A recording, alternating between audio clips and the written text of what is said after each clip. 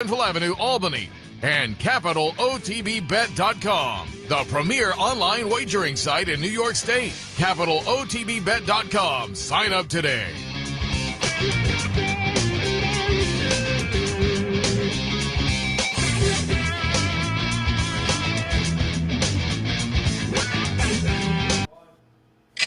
Good morning. Welcome to the Handicapper's Report for Saturday, October 9th. Opening weekend at Keeneland, and we will have a little Keeneland in the mix. I'll be looking at Belmont, but Brian Nadeau will take a look at Keeneland. You can also find it on the one sheet at CapitalOTB.com. Brian, good morning. Yeah, good morning, Seth. Exciting time of year, isn't it? My buddy texted me, Keeneland, gentlemen, that's how we say it. And yeah, really exciting. Opens Friday, and the big weekend. Breeders' Cup winning your in races all throughout the weekend. 9 of them, Seth, of the 10 graded stakes at Keeneland, 9 of them are winning your in challenge races. So yeah, the stars are out. I think they term it Fall Stars Weekend. Just a lot to look forward to. You at Belmont as well have got a couple. So it's just a great time of year. I mean, Breeders' Cup is now front and center. Yeah, Keeneland, everybody gets excited. Keeneland Spring, Keeneland Fall. We'll talk a little Keeneland a little bit later on Racing Across America. Your friend and mine, Jeremy Plonk, who handicaps on the Keeneland website during the racing season. So I thought I'd pull him in to talk a little Keeneland today. We'll also have Bob Ehalt for America's Best Racing and Blood Horse. He took a look at some of the stakes action this weekend, not only at Keeneland, but at Belmont as well. And of course, he's down in New York, so we'll talk maybe a little bit about last weekend down in New York. What were your thoughts on some of the stakes action last weekend? Jack Christopher certainly looked pretty good. Echo Zulu looked fabulous last weekend. Art Collector in the Woodward, certainly impressive. Your thoughts on any of the action last weekend? All of it, Seth. You hit on it perfectly. I mean, I was really impressed with Art Collector. That was a star-studded Woodward, and he just strung them all along on the lead and did it impressively. So, you know, and he's not a horse that has to have the lead, so he goes to the Classic better than ever. Bill Mott's done a great job taking over from Tommy Drury. And, yeah, Jack Christopher, I'm sure you saw, Seth. Initially, I think they had given him a 93, and they raised it yesterday or Thursday up to a 102. So that's a big number. These timing issues all across the country. It's mind-boggling how the one thing that we need to do right in racing, we can't do right. But and then Echo Zulu just keeps on keeping on. I think it'll be interesting to see as she now goes out to Santa Anita and tries 2 turns. You know, Seth, she's got a lot of Jackie's Warrior in her. She's just freakishly fast, and now she's got to do it at 2 turns. Jackie's Warrior couldn't see it out. Now, Echo Zulu is bred for it by Gun Runner, so it will be interesting to see how her speed plays out at Del Mar. But boy, you said it perfectly. She's a freakishly fast individual. And then, of course, the big races at Santa Anita last week, and I don't think we learned anything. They basically gave the race to Medina Spirit. I don't know what the rest of those riders were thinking, letting that horse lope along 47 and change. Of course, he's going to win by the length of the stretch. So that was a very weird. You can't get anything out of the Austin again, just the way the race was handed to him. But you know, he did it to his credit. He did it well, as he should have with the flow of the race. But yeah, you know, and then the 2-year-olds on Friday, Corniche looked good for Baffert. So we'll see how it all shakes out. But yeah, you know, the heavy lifting in New York and in California is now done, and Keeneland will do it this weekend. Yeah, all right, let's jump in because we have a lot of action at both the tracks we're going to look at. So let's get underway. Keeneland's opener on Saturday. Maiden 30 claimers going 8.5 furlongs. Your thoughts in race Yeah, and I'll number go 1. through these pretty quickly. Nope, I'll go through these pretty quickly so we can get the stakes, you know, and spend some time on them. Early pick 5. These are one-sheet selections. I'll update them on the website. It's a tough opener. 2, 5, 6, 10, 8 for me. My favorite uncle on the drop for the coach, Wayne Lucas. Be cool to see him get a win at Keeneland. This one's never been in for a tag, so I think that's a big deal here. Same for Invisible War, who will probably be favored for Wesley Ward. But the good runs have been on the turf and the synthetic, so tread a little lightly there. And then number 6, Mohit for Johnny Ortiz, ran well off the claim, improved his figure from George Weaver. It's a figure that probably will play with a group like this 2-5, 6-10, 8, early pick 5 in the opener at Keeneland. And I'm looking at the jocks, and Johnny Velasquez named on Invisible War. And now a lot of the New York jocks will obviously be showing up at Keeneland throughout the meet. But I wanted to go back to last week because I know you were paying attention to Churchill. How about Tyler Gaffleone gets 4 wins on the closing day card and winds up just nudging out the jockey title? Yeah, I mean, he owns that circuit now, and but he needed to put some heavy lifting in on closing day. You said it; he needed 4 of them, and he got it done. So it's cool. You know, he's a good kid, and it's cool to see him now. You know, he's really, really elevated himself up to the elite, certainly in Kentucky, but we see him now every year in Saratoga more than holding his own as an upper teens kind of guy, 18, 19%. So, you know, he put his time in. I can remember Seth, you know, several years ago when he would come up to Saratoga on a Monday and Wednesday and ride, you know, slow horses just to, hey, I'm Tyler Gaffleone. And it's really paid off now. And good for him because he's really put the work in to get to that spot. Yeah, you're right. In Kentucky now, he's really making a lot of noise, obviously. But he comes up to Saratoga, and it's tough to come in from out of town. And I had a chance to interview him during the meet over in the jockey's room for the morning shows. Nice kid and nice young guy, and certainly easy to root for. And again, it was fun to watch that closing day card, which came right down to the wire. All right, race number 2 at Keeneland today. Maiden special 2-year-olds going 3/4 of a mile. Yeah, check the tote on this board because there's not a lot of pedigree and there's several first-time starters. I just went with the maybe master, the obvious, Steve Asmussen with Combat Medal. It's 3, 4, 5, 9, 10. They paid $150,000 for a son of Unified, so that's a big number for a $10,000 sire. It's Santana, it's Ricardo Santana, it's Steve Asmussen. There's the bullet in the holster here. Plenty of work, so I put him on top. The judge and jury for John Ennis, 21%. John won a lot of races at Churchill early in the spring. He does a very, very good job. You see the works here kind of jump off the page. The Biscuit, Adam Biscuit's here, judge and jury, probably can run a little bit. And then Kaylee's brother is the proven horse for Cox, but he was very slow on debut at Ellis, and it was kind of a 6, and they bet him he was a 3.8 to 1 favorite. So, you know, they didn't bet him that hard in a 12-horse reel. He did have a little trouble, don't get me wrong, but I don't know. I'm willing to fade him a little bit. Circle Back Jack has got proven form, and then B Sud for Dally Stewart, too. There's a lot going on here, Seth. I go 3, 4, 5, 9, 10 in the early pick 4. All right, let's take a look at race number 3 on Saturday afternoon. Allowance non-winners are 1 other than on the grass at 1 1/8 miles. I don't want to get on the pulpit too much here, but you've got to check the morning line at Keeneland and do your own work because it's really bad. And I'm going to talk about it in a little bit in the Breeders' Futurity. So you need to look at these races yourself and don't pay attention to the morning line because it'll steer you the wrong way if especially you're playing exotics like a pick 4 and pick 5. You need to put a ticket in quick or something like that. You need to look at these horses yourself. 4-3 over the 8. I mean, modus operandi.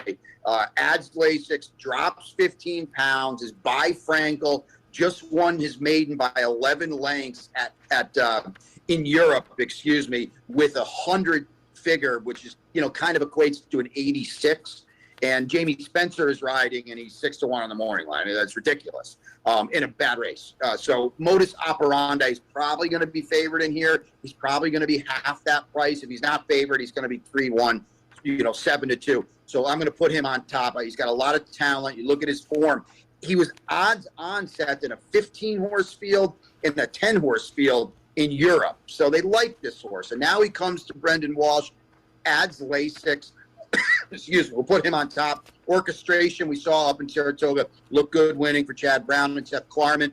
Jose Ortiz is here. And then number 8, Scarlet Fusion, was entered, is entered on Friday as well. So we'll see what happens. But Scarlet Fusion in the mix. So I don't think there's very many horses that can win this race, Seth. And why Kitten Set is the 3 to 1 morning line favorite, having never run on turf for Brad Cox, is beyond me. But we'll go 4-3-8 in the third. If we are on dirt, and I hope we're not, 1-8-11. Race number 4. It's an optional claimer. Non-winners and 2 lifetime is the condition. 1 mile is the trip. Yeah, and that's important, 1 mile, because look at your form and see where this race starts. These outside posts are really, really problematic with such a quick run to the first turn. It's why they really run these 1 mile races. 4-6 over to 1-7 for me. Britain's Kitten for Brian Williamson. You look at the debut at Ellis on the main track. It was really, really good. Stalked and kicked clear. Got to the turf at Churchill last time facing winners. Got run off his feet a little bit, but came on late. I think Britain's Kitten's in a good spot here. Elusive Target for Steve Asmussen, 5-1 on the morning line. He was just second to a repeat rousing winner in a stakes race. So, I mean, he's going to be lower than that, but he's in the mix as well. Down inside Bellotti, the favorite for Brendan Walsh, a Godolphin homebred, looked good winning on debut on the dirt at Ellis, and they sent him out to the futurity on the poly at Arlington. And then Tuanis I like too, but this post is so bad. So I put him in 4th for Cox off a good 2-turn turf win at Indiana Grand. We'll go 4-6 over to 1-7 in the 4th. Race number 5 at Keeneland. We're talking about maiden special 2-year-olds going 6 furlongs. 3-4 over the 8-9. And again, it's another tote board race because there are all of them but the one are first-time starters. And the one really it is okay, but was a slow second on the turf at Keeneland in April and hasn't been seen since. So the 3 Strava for Dally Stewart, who's quietly 14% with firsters. I don't, when we think of Dallas, I don't really think we think first-time starters. He's 20% with 2-year-olds. The dam here was 4 for 10. She won the Summer Colony, $280,000 for Chad Brown back in the day. So there's some pedigree here. Gaffalione is here. So that says some intent as well. I'll put Strava on top in a scramble. He might want more ground, but I'm going to put him on top. Classic Moment for Asmussen. They paid $350 for a son of Classic Empire who stands for 17.5. That's a big number. Not a lot of pedigree here, but obviously he's a looker. Number 8, Stealth Fighter. The Dam is a half to Summer Applause, who won several stakes. A grade 2 included, $814,000. But she was better going long, so maybe this one wants a little more ground too. By American Pharaoh for Cox, a Gary and Mary West homebred. And then the 9, Bear Toe for Romans. Now, the Dam here is a half to Seafoam, but we know in New York, a good stakes winner, New York bred stakes winner, he wanted to run long too. I'll tell you what, anytime you see Albaugh Family Stables, they pick good horses, they buy good horses, they breed good horses. Don't sleep on this one. 3-4, 8-9, and a tough one in the 5th at Keeneland. All right, let's take a break, and when we come back, we'll jump into some stakes action down in the Lexington area. Stay tuned. The Capital Region has some of the most sophisticated horse racing fans in the country. That's why Capital OTB built the Clubhouse Racebook. Here you can wager year-round on the best horse racing from around the world. The Clubhouse also has monthly promotions including live bankrolls, handicapping contests, and so much more. Like sports? Watch your favorite teams on more than 30 screens in Legends Field Sports Grill. Food, sports, and the excitement of championship horse racing. Only at the Clubhouse Racebook, 711 Central Avenue, Albany.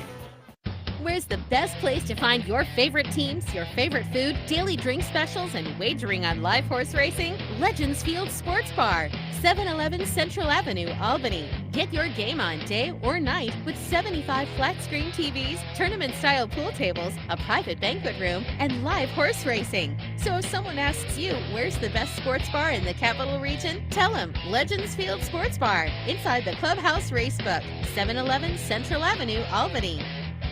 Having trouble finding us? It's actually quite simple. Whether online or on your TV, it's never been easier to watch and wager on championship horse racing with Capital OTB. Simply log on to capitalotbbet.com. There you can watch our morning shows, live stream races, and wager on our state-of-the-art wagering platform. You can also watch from the comfort of your home on Spectrum Cable Channel 1250 or Fios Channel 467, and win more with Capital OTB. Welcome back to the Handicapper Support. Seth, Merrow, and Brian Nadeau. Brian taking a look at Keeneland. We will continue with their race number 6 stakes action in the Woodford Grade 2 event for 3-year-olds and up, going a quick 5.5 on the grass. We speed through these races, Seth, so we can get some, talk a little bit more in depth on the stakes races. This is an all stakes pick 5, 300,000 guarantee. They'll blow by that. And we want to talk extensively about these stakes races, but with that being said, there's some horses in these races that kind of sort of have to win. So it will be interesting to see how it plays out. I would advocate, and it's obvious personal preference, but I would advocate maybe not going too deep in these exotics, because I think there are some strong favorites you can lean on. Golden Pal is one of them here in the Woodford, just straight 2-6 to the hoop. Golden Pal, I mean, you know, this freak for Wesley Ward won the Breeders' Cup Juvenile Turf Sprint last year, came back. We saw him in his seasonal debut in the quick call, looking good at Saratoga. He brought him over to the Nunthorpe. Didn't work out that day, but the top two are nice. They're two of Europe's stronger turf sprinter. So, you know, Golden Pal, it was 5-2 that day. He wasn't even favored, which I thought was interesting back at the time. But he's back here with friends, and he lays over this field. So I think he's just too fast for these horses. I put him on top. Extravagant Kid, the millionaire for Brendan Walsh. He's done such a good job with this horse. He wins the sprint at Maidan. I got to see him up close at Fairgrounds this winter. He's such a cool horse. And, you know, the July Cup was too much for him. He's not that kind of horse. He's back with friends here too, but I can't see him running down Golden Pal, who this is a good morning line at 4-5 is dead on. And there's not a lot in here. Fire Crow comes back on short rest off the Turf Monster, but Seth, that was the race where Hollywood Talent, I believe 107-1 won. So yeah, Fire Crow can run a little better today, second off the layoff. But I don't think that means he can win and certainly duel with Golden Pal and kick clear late. So just 2-6 for me. I'll play the two class horses. Our friends at West Point Thoroughbreds have County Final in there as well. The seventh race at Keeneland, the TCA Grade 2 event for fillies and mares going 3/4 of a mile. Yeah, I took the speed of Frank's Rocket over the closing of Bells to 1. That's how I played it. 1-6 over the 4 to me. Yes, Frank's Rocket might get pressed by In the Midst of Biz, who won this race last year. But even if that's the case, I think she's very good. And if the 3 wants to go, Frank's Rocket can sit off of her. So I don't see it being that big of a problem. And she's going to be many, many lengths clear of Bells to 1. Neil Peston, I had him on Racing Across America this summer. I got to know him at Fairgrounds last year. He's a good guy and a damn good trainer. He's done good with these Bob Lothenbach horses. You know, I just think Bells to 1 is going to run out of ground here, Seth, because she doesn't have a lot of early speed. She needs a little bit of a meltdown. So I don't think she's going to get there. And that's why I put Frank's Rocket on top, because I like her early speed. Bells to 1 in second. And then in third, Estilo Talentoso. Kind of sounded like I knew how to say that. You know, behind Gamine, Lake Avenue, and CC would be Gamine would be 1-9 in here, and the other 2 gals would be odds on. So there's no shame in that. 6 furlongs, probably a little short for her too. So I put her underneath. I think Frank's Rocket's in a good spot here. I was actually surprised that, you know, I guess Bells to 1 should be favored, but I don't think Frank's Rocket and Estilo Talentoso should be the same price. I think Frank's Rocket has a big tactical edge here, and that's how I played it. 1-6 over the 4, Seth, in the Thoroughbred Club of America, which kicks off a $400,000 all-stakes pick 4. So load up your OTB accounts. Race number 8 is the First Lady, a Grade 1 event, $400,000 up for grabs for the fillies and mares going a mile on the grass. It's another pick 4, the last pick 4 of the day. No guarantee here, but take note of that.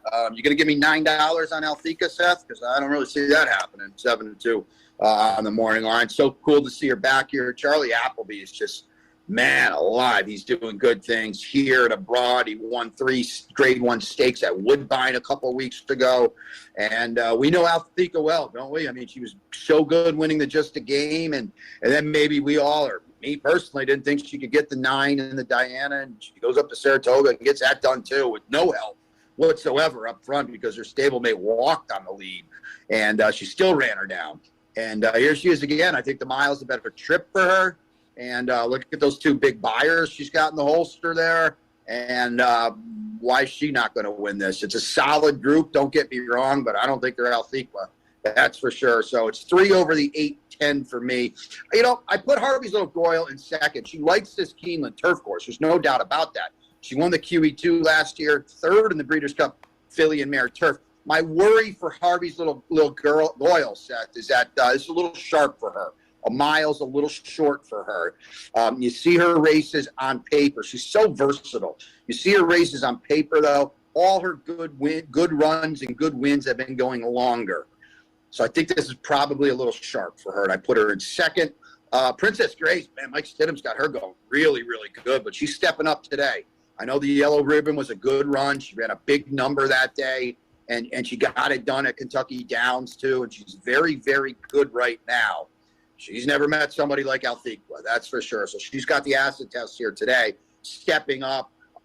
There's other things going on here. Empress Josephine comes in for Coolmore and O'Brien.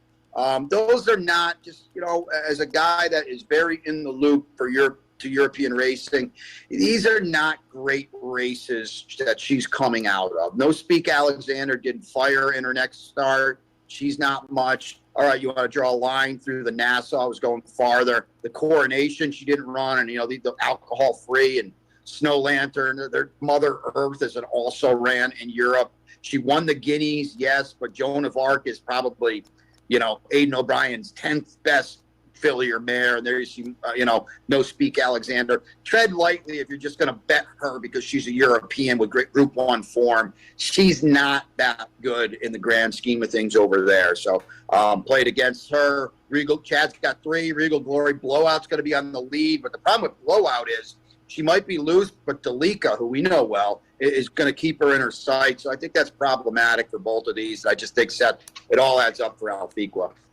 Yeah, it's a big field, which may mitigate things a little bit, but I'm looking at that 7-2 as more like, because I've said it many times, bettors now focus so much on the buyers. Not only the Italian buyers, you tie in 2 Grade 1 wins.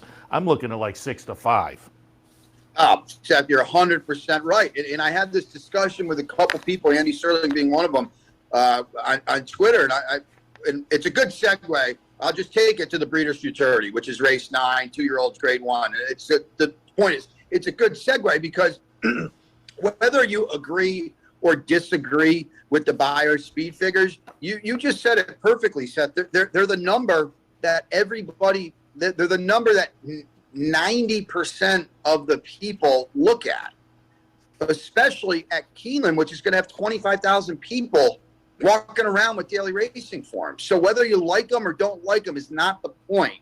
You have to take them into account when you're making the morning line. In this discussion we had the other day on Twitter with Gary Palmisano, who I have a lot of respect for. He's a good guy, and he does a good job with Churchill Downs, and he knows his stuff.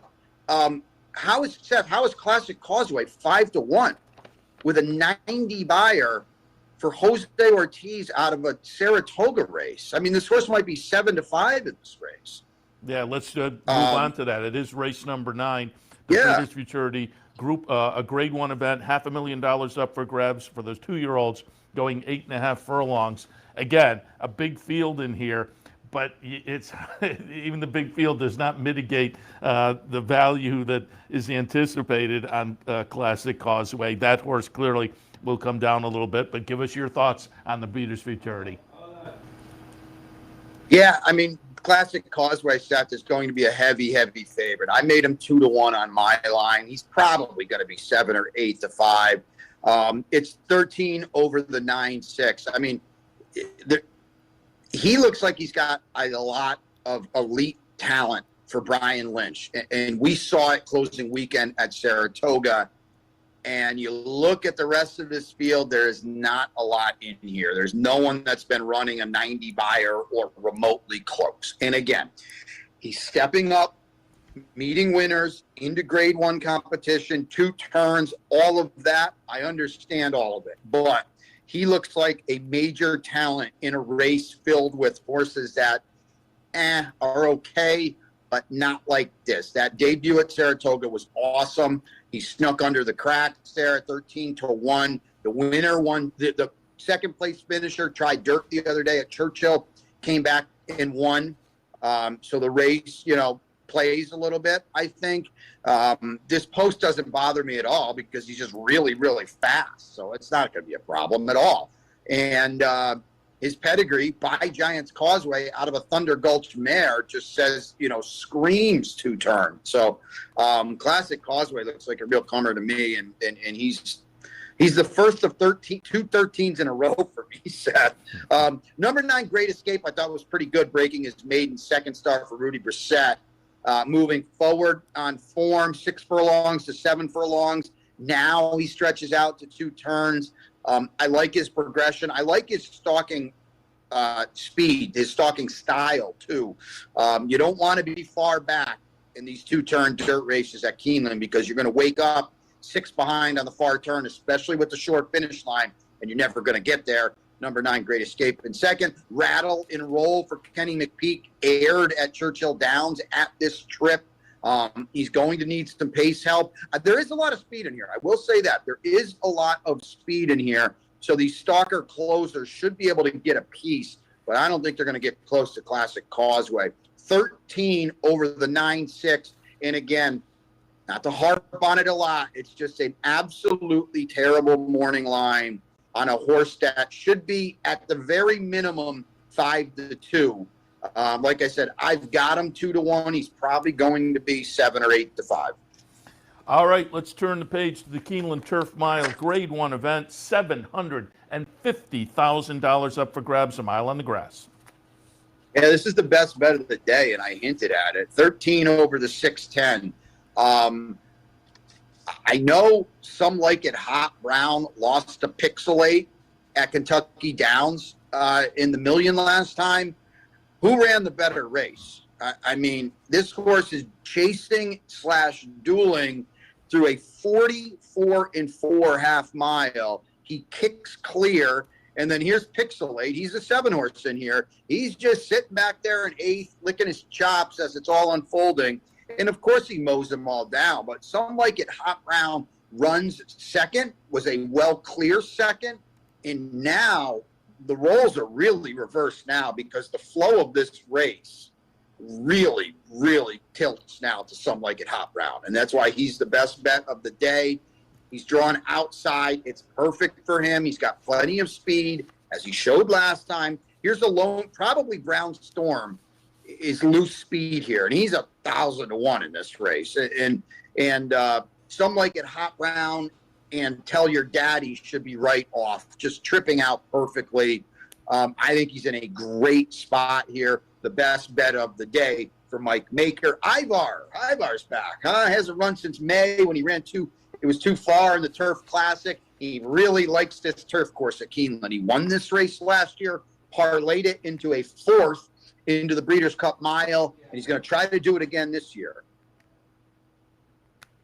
So Ivar in second, and then number 10, Order of Australia, who won the mile last year at Keeneland, comes back across the pond for Aidan O'Brien. This is another one. I mentioned Empress Josephine earlier. You know, he's not coming out of some of the better Group 1s in Europe.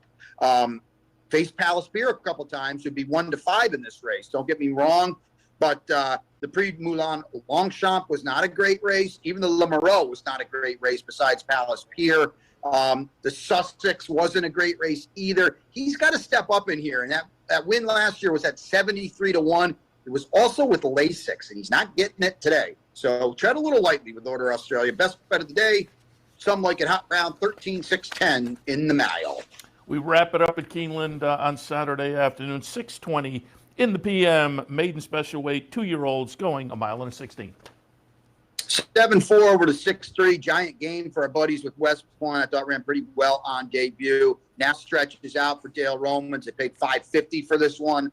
Let's hope he sends everyone home happy on a great Saturday at Keeneland. 7-4, 6-3 in the finale. It is clearly a big day, opening weekend at Keeneland with some Breeders' Cup implications. We also have some nice stakes action coming up at Belmont. We will turn the page and take a look at that right after this. Stay tuned.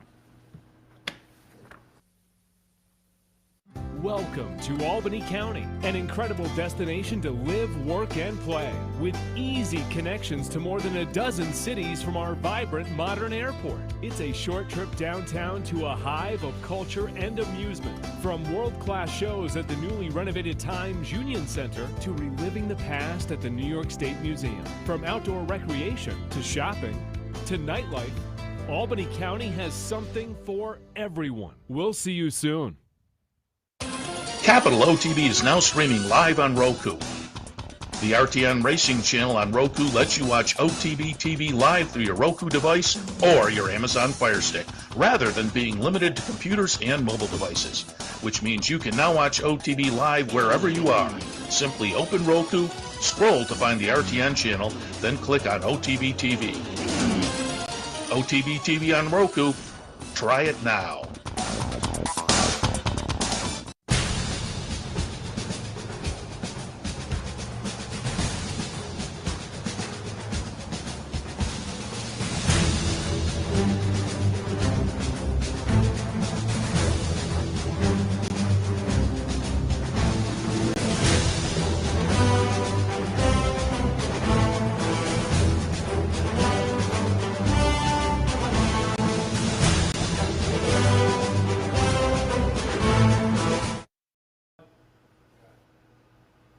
Welcome back to the Saturday Handicapper Support. Brian Seth with you. We just got through 11 good ones at Keeneland. Huge stakes day there, and Belmont's going to counter with an 11-pack themselves. The Breeders' Cup Challenger race up with the Vosburg that Seth will get into. We kick it off that adjusted post time now. Take note of that. 12:35 now. It's $25 maiden claimer fillies and mares going a flat mile. 5, 6, 2, and 8 for me. Strong Point on top. Hasn't been seen since fairly early in the Saratoga meet. I went back and forth with this one in Malibu Anthem. I probably could have gone just as easily in the other direction, but I just thought this horse, off the layoff, I'm a little bit concerned, and it is, a big chunk of the summer layoff. Dropped down to this level, though, 2 back, and was a good second here at Belmont. I was kind of looking at that race and keying on that. But again, Malibu Anthem, I went back and forth, and at one point I had Malibu Anthem on top because this is another horse that's been kind of bouncing around this level and doing it competitively. And like the top pick, I went to the race 2 back that was pretty good, as opposed to the top pick. The race 2 back was here at Belmont. For Malibu Anthem, though, it was at Saratoga. The last Belmont race for Malibu Anthem wasn't quite as convincing, so maybe that tilted me in one direction as opposed to the other. But I think these are, as I say, almost equally talented. Super Blood Wolf Moon in the 3rd spot, little turf to dirt move. Gets a 10-pound apprentice on board, so it gets a little weight break and probably needs a little something to help out the finishing positions as you go down the page. But there's the 10-1 morning line that may mitigate taking the shot there, but it seems like it's going to go through the top 2. 5, 6, 2, and 8 in the opener. We get onto the turf course, the Widener in race 2 to kick off the early pick 4. It's a maiden special weight for the 2-year-old fillies. We go a mile and a 16th. 12, 9, 3, and 2, and Vagaries is one of those tatter sales purchases that have been moving into the Chad Brown barn, and there's a little bit of European breeding. Obviously, didn't quite live up to that in the debut at Saratoga, finishing behind barnmate Kinchin, who ran second. Hail to the winner, but it was a decent 3rd place finish to build off of. Does get hung outside, and at this dogleg trip, that is not a bonus, and I can see taking a stand against on the post position, but I went in that direction, being a Chad Brown Klarovich runner, win early connections with a race under the belt. Shad Nation in the 2nd spot, Christophe Clement, firster by Cairo Prince. Love the Cairo Prince first-time starters. There was a sibling from the dam called Naval Laughter that was 3rd in debut and won the 2nd start. So a little bit of win early there. Shad Nation underneath. Spicer, another Chad Brown runner with a little bit of breeding that may be okay in debut. My Joy for Barkley Tag I thought was intriguing as well with some breeding, but pegs a K-Girl Gunboat. It's a very intriguing race, but for me in the 2nd, I went 12, 9, 3, and 2. All right, back to that 1-turn mile on the main track in the 3rd. It's a starter allowance, 3 and up. 4, 2, 6, and 7.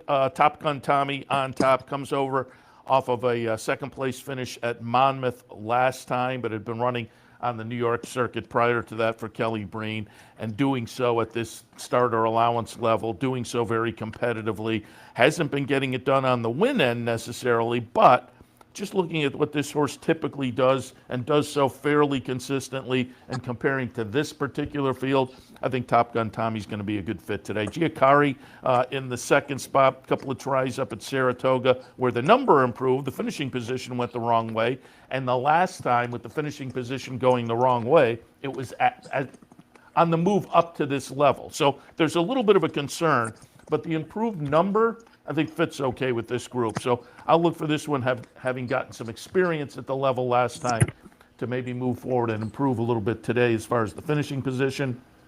And then Mr. Briggs in the third spot, also off the claim, moved to this level last time and did so pretty well, running a good second after having led much of the way in a very similar race right here at Belmont in the middle of September. Should run well again this afternoon with Luis Saez in the saddle once again. So race number 3, 4, 2, 6, and 7.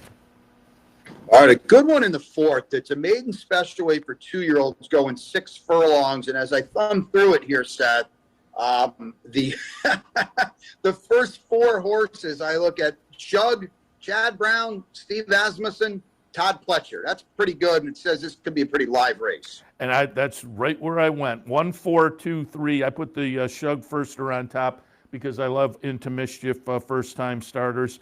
The breeding wasn't necessarily jumping off the page at me, other than sires who were pretty good. But as you alluded to, there are connections that are very potent with first-time starters. I thought this horse could be a little bit of a player off some decent workouts. None of the workouts jump off the page, but it's a nice steady string of workouts. And with Into Mischief on top, I'll take the 8-1 morning line. Chanceau in the second slot. Todd Pletcher firster by Speightstown. Again, a little bit of breeding there that's of intrigue, and the nature and nurture factor with Speightstown on top, Todd Pletcher training. You have the breeding and you have the connections that can get it done. 2-1 on the morning line is, I believe, yes, the morning line favorite, and may live up to that very easily. Zandon in the third spot. Chad Brown with, again, a little bit of breeding, steady string of workouts. Connections can be live. There's some breeding that says this horse could be well met first out. Intriguing race. And I'm going with all firsters here. I have it in the fourth. 1, 4, 2, and 3. Yeah, it'll be interesting to see how it shakes out, and also how the betting shakes out too. And I think there's some names to remember going forward too. Now the fifth is the Vosburg. It's the win you're in for the Breeders' Cup Sprint. Grade 2, 250 on the line. We go 6 furlongs here. And I went back and forth, and eventually, do you buy the 114, and does the horse go backwards on the 114? And if the horse goes backwards, you can still go backwards 10 points and still easily win the race. But I went with Frenzy Fire. It just runs very well at Belmont, no question about it. 7 wins in 11 starts over this strip. Half of the career victories have been right here at Belmont. Comes out of a really good try in the Forego last time, where it might have been an even better try if he hadn't tried to take a chomp out of Yaupan in there. One of the notable races up at Saratoga this season. And for a lot of people, myself included, it will be one of the notable races we've seen in our life. But Frenzy Fire on the comeback there, returning to a track that he obviously likes quite a bit. Bullet workout coming into this. I went there. But, as I said, that 114 for Baby Yoda was just mind-boggling. It was a visually impressive performance. If the horse runs back to that, or as I say, can back up 10 points and still have this race at his mercy. But I just so lightly raced. I was willing to take a little shot against until he validates what we saw, and we just find out it wasn't a fluke. If you're looking for something totally off the radar, Jail and Journey. You know, if you're not looking at the top 2, that was the one that maybe had a little bit of punch for me. The race 2 back up at Saratoga was intriguing to me, and it was a triple-digit buyer. So I saw some things that maybe, as I say, if you're looking for an alternative to those top 2. The horse coming from Europe is kind of intriguing, but I wasn't totally convinced on that one. In the Vosburg, again, I'm going to take a little pop against Baby Yoda. 4, 3, and 1. Yeah, it's tread lightly, right, Seth? Because you mentioned he could regress and still win because that figure was so huge. He steps up. Boy, what a private purchase he's turned into. But, he's got to step up and answer the bell against real horses. And Frenzy Fire, he was going to win the Forego, right? I don't think there's any doubt about it. So, and as you mentioned perfectly, he loves Belmont Park. So it'll be fun to see how it all shakes out. We'll get one more in here for the break. It's the Grade 3 Matron. It's on the turf. It has been for a few years. I think back to the Matron and the Futurity, which they run tomorrow. Used to be grade 1 races on the road to the Champagne and the Frisette, but how times have changed. So these are the gals, the 2-year-old fillies here going 6 on the inner. 3, 8, 7, and 4 for me. I put Mystic Eyes on top. Big win up at Saratoga in the career debut. And then they went down and tried one of those rich stakes races down in Kentucky. You got to love this. 2-year-olds, second start of the career, vying for $430,000 in a stake down at Kentucky Downs. Went an okay second in a field of 11. So I think this, the first 2 starts have the horse set up and primed for a good effort in here today at this 6 furlong trip. So I'll put Mystic Eyes on top and take the 6-1 morning line on a horse that I think is really live in here. Chi-Town Lady debuted at Keeneland for Wesley Ward, and as you would expect, the spring meet going 4.5 for a 2-year-old. Wesley Ward got it done in the career debut. That was on the dirt, laid off until the middle of August, came back on the turf up at Saratoga in a stakes race, won that. So 2 for 2, 2 nice performances, impressive. May wind up being the one to beat in here from a trainer who does very well with these 2-year-old turf sprinters. Bubble Rock for Brad Cox. Debut up at Saratoga was an okay second. The follow-up was a very nice win, and did it with a buyer number that stacks up really well with this bunch. So this horse will take some attention as well. Fun race, but for me in the Matron, 3, 8, 7, and 4. All right, let's take our final break on the Handicappers Report. When we come back, Seth will get into the late pick 5 at Belmont, which kicks off with an absolutely great renewal of the Joe Hurst Turf Classic. Stay tuned.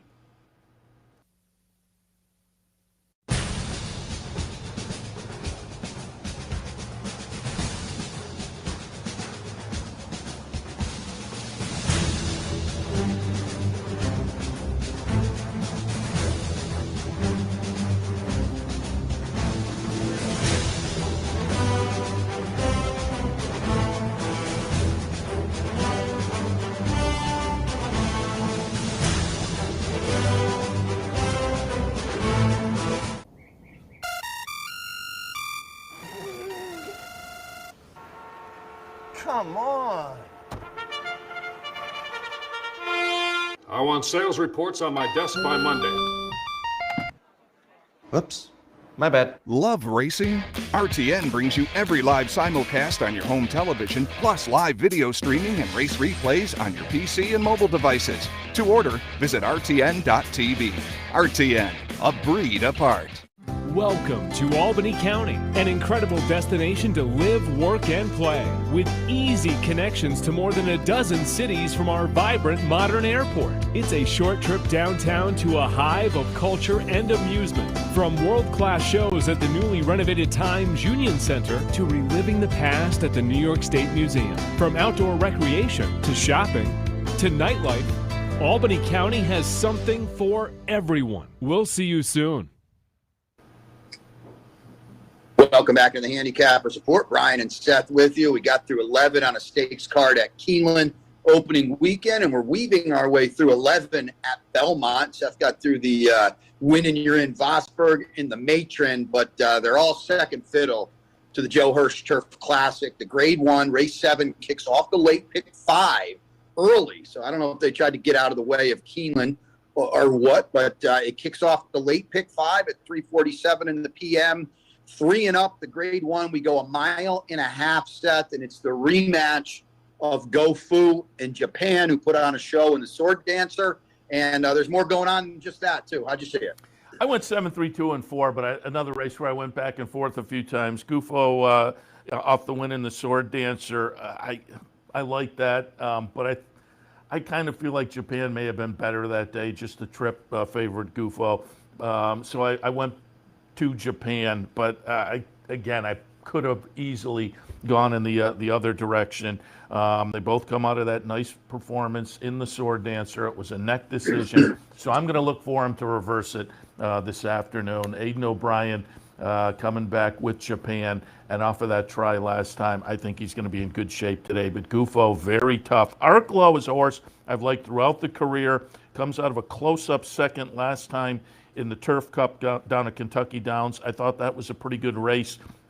Has some triple-digit buyers on the resume, which may be needed this afternoon, and he can do it. He can fire. Rock Emperor has triple digits going back a ways. Ran fourth behind the top two in the Sword Dancer last time, but I think on a best effort, he's a player. Channel Maker is what I'm taking a stand against. I mean, Channel Maker won this race last year on the front end, but it just seems like his two races up at Saratoga kind of indicate he's not running as well as he did when he won this race last year. So for me, in the Joe Hirsch Turf Classic, 7, 3, 2, and 4.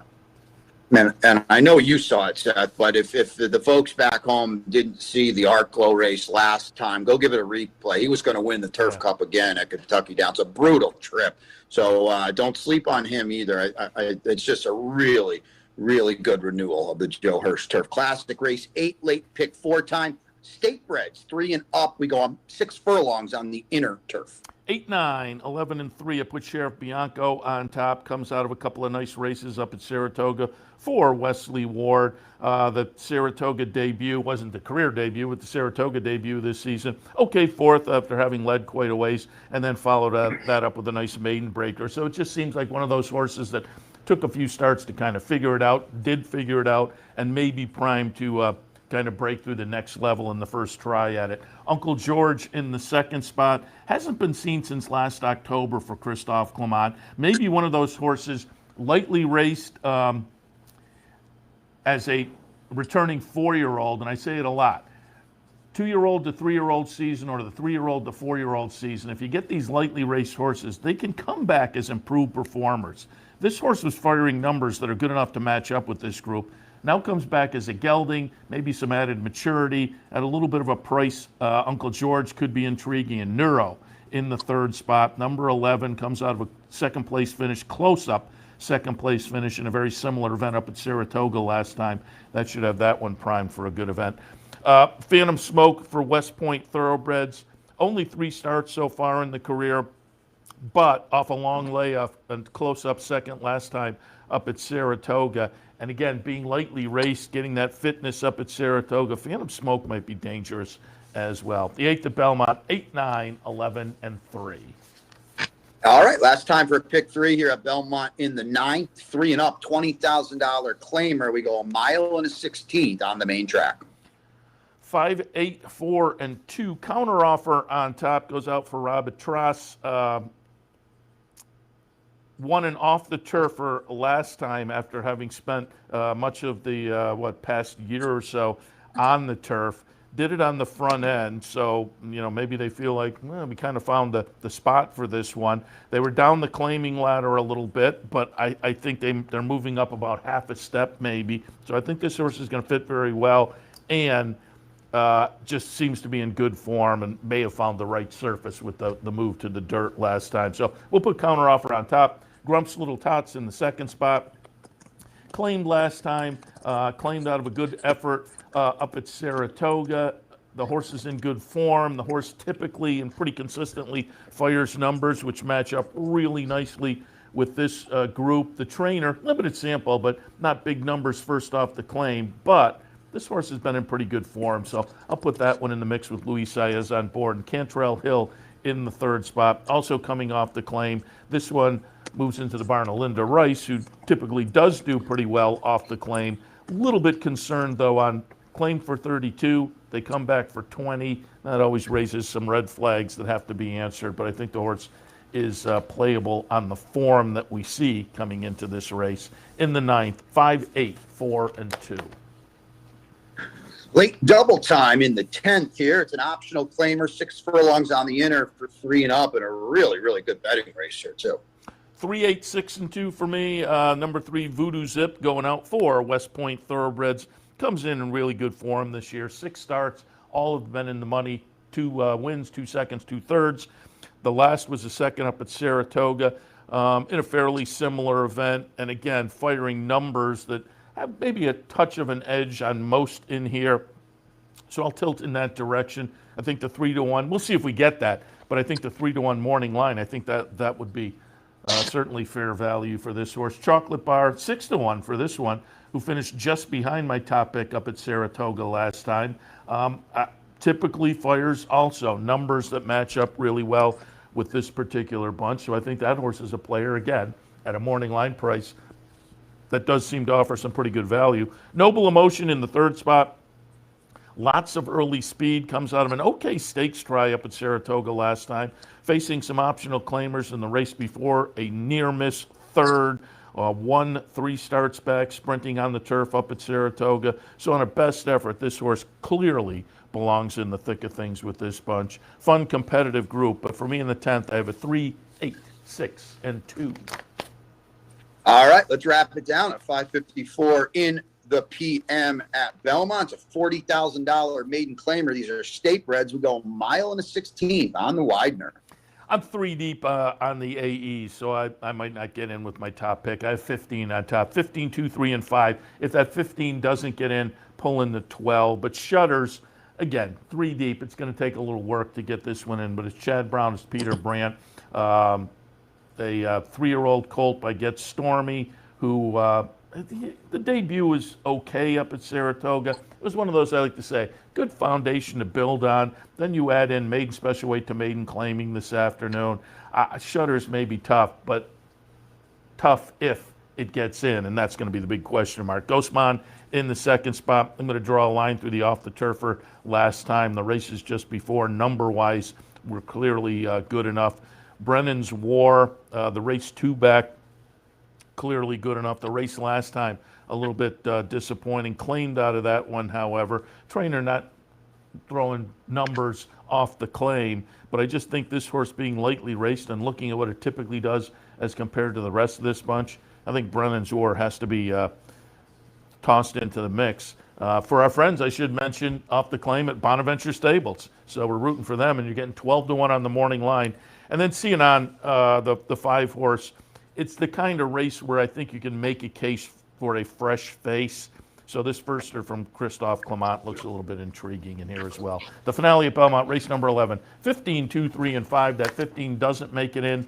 Toss the 12 into the mix. All right, that brings us to the end of the Handicappers Report for Saturday. Brian took a little look at Keeneland. I looked at Belmont. You can always catch up with the selections as well at capitalotb.com and click on the Handicapper Support link. Don't forget, Saturday afternoon match bet promotion at the Clubhouse Racebook. That's Saturday afternoon. Again, promotion that come on down, grab some lunch, enjoy the races at the Racebook on Saturday afternoon, and maybe have a little extra fun with the match bet. That's 711 Central Avenue in Albany. Same location. You can stop by to enjoy football Sundays throughout the season, watch all the football action and all the racing action every Sunday afternoon. Clubhouse Racebook, 711 Central Avenue in Albany. Brian, appreciate it as always. Good luck to you this afternoon. We'll talk again next week. Yeah, you too, Seth, and everyone back home. It's a great, great day of racing, both in New York and in Lexington. So amp up those Capital OTB accounts and fire, because it's a lot of fun, some great racing. All right, appreciate it. We'll wrap up the Handicapper Support. Stay tuned. Up next, Racing Across America. You're watching OTB TV, a service of Capital Off-Track Betting.